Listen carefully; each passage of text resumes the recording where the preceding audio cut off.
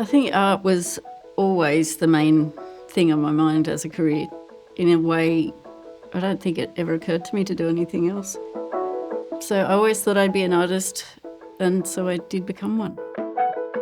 And I think painting is an incredible form of communication between people. So the artist comes to a surface, makes a work which bears the trace, and then that work is hung in a gallery and somebody stands in front of it and in a way receives it. Sort of a very romantic idea about painting, but still very, very compelling for me.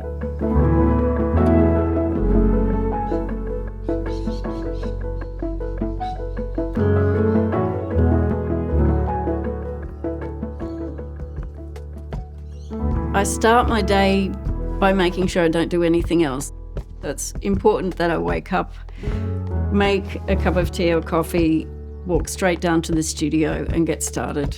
So nothing can interrupt that sort of flow, or, I'll think of 10,000 other things to do because everything's easier than making work.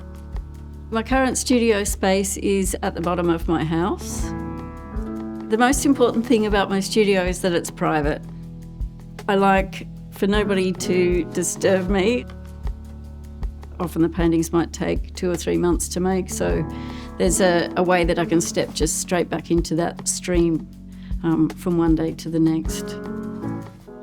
So, yeah, it's those consistent and private factors that are really important to me.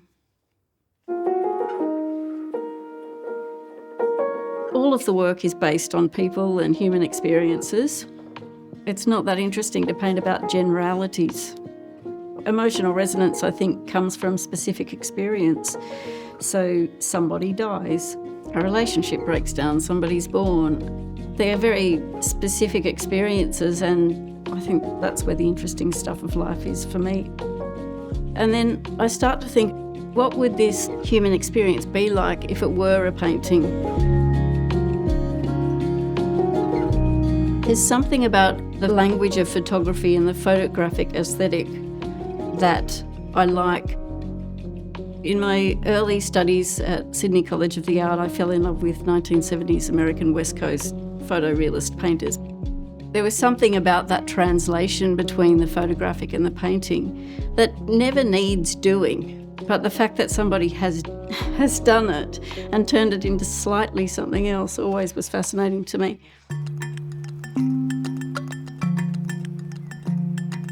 I became interested in working in a composite way because of a series of works I wanted to make many years ago, where I wanted to represent my ancestor Antonio de Fragar. When he was 11 years old, he stowed away on an American whaling ship. I was really interested around this story of how Antonio came to Australia, and I wanted to make paintings where my son Hugo, who was also 11 at that time, could meet Antonio and we could somehow connect.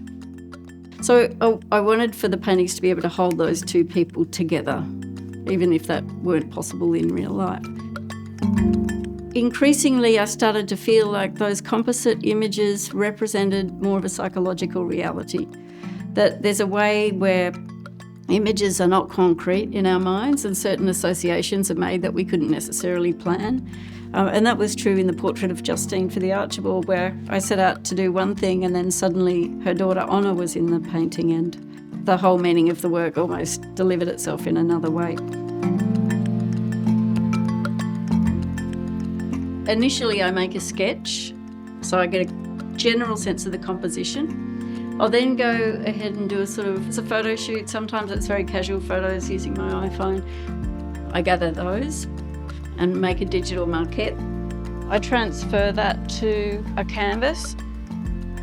I'm ready to start mixing paint the second that the drawing is good to go on the surface, and I mix a grey that I've been using for lots of years. I also mix a combination of mediums that I use for a wet sort of underpainting, so I paint a la prima. So I mix a little bit of a quinacridone magenta in that medium to start with, and then so that when the paint is laid on top, it has a kind of slippery quality. And that magenta, and incredibly, not just at the time that you do it, but over some months and sometimes even years, that pigment starts to sort of leach out.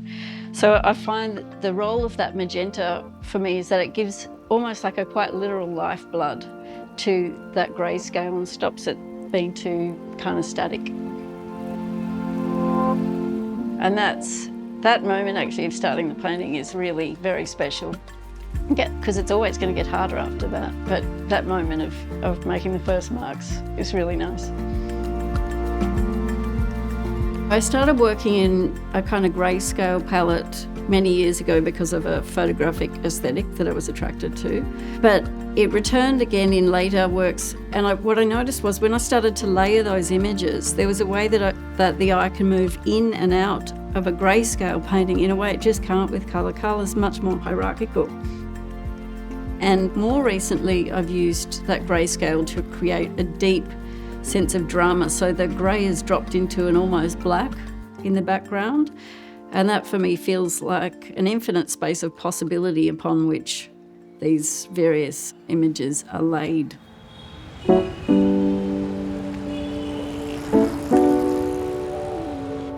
I find it incredibly enriching to teach at the Queensland College of Art. The students are, endlessly curious, excited. I can imagine myself back where they were, and so I get to relive that initial enthusiasm quite a lot, which I absolutely love. The downside, of course, is that it takes time out of the studio. I don't know how I'd go if I was a full-time artist, honestly. I might not leave the house again, so it's quite good, in a way, to be made to go out into the world and live a normal kind of a life. And a great bunch of colleagues. Justine's obviously one of my colleagues, and just a really great, rich community that I'm very happy to be a part of.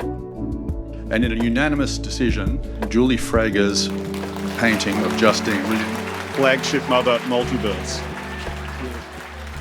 Justine's character is larger than life. She's a super exuberant personality. So how could I make a painting that could hold that in it?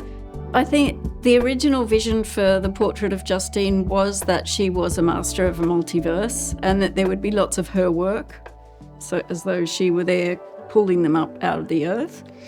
The theme of motherhood and of making do, all of that happened while the portrait was being made. Justine was doing her performance of Making Do rhymes with poo at the same time as I was making that.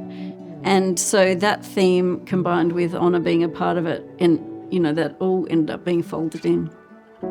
Honor, my daughter, there's, a little tiny Honor in there, which is so touching and extraordinary. And Julie's painted me and there's all my artwork in there. And Julie works so hard. We all work so hard at work. When you're a full-time artist, but you're also a full-time teacher, and you're trying to, and being an artist is not easy. So for me, it's very special. It's lovely. Reflecting on the win now, I just continue to feel incredibly grateful. The thing that keeps going around in my head is it just as easily could not have happened, but it did happen, and I'm so grateful and pleased about that.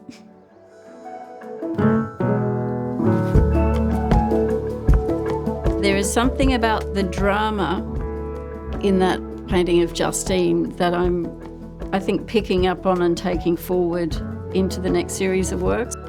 That's also what I love about painting. That one painting is just the practice run for the next. My practice will continue to evolve the way it always has.